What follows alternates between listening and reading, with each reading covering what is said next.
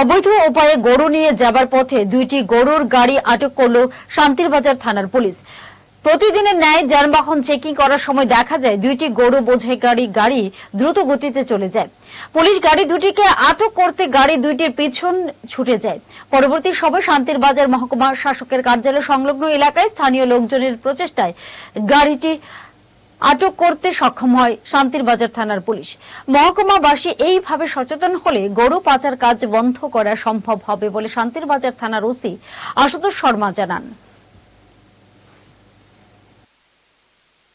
This news is brought to you by Himalayan International Residential School, Siliguri, West Bengal. সন্ধ্যার দিকে আমরা যখন checking আসলাম যেটা গরু গাড়ি খুব স্পিডে আমাদের মাথা অতিক্রম করছে, আমাদের স্টাফ খেতে পারছে না, তো আমরা এটার পিছিয়ে গেছি।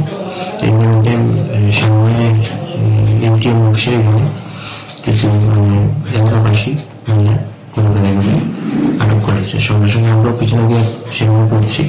তারপরে সেই গাড়িগুলো আমরা ডিটেল করে থানাতে আছি। আমার পরে দেখা গেছে যে দুইটা মহিলাতে একটা নাম্বার TR03-15 মিটার, এটার মধ্যে 12টা গরু পাওয়া গেছে।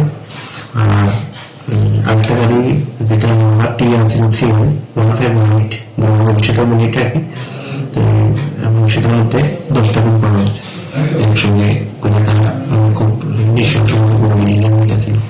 তো সেই ব্যাপারে আমরা একটা নিতেছি। জুড়ে থাকে বাঁধন আপনার চেয়েও আপন, জুড়ে থাকে বাঁধন আপনার চেয়েও আপন, আপনার চেয়েও আপন। স্বর্ণ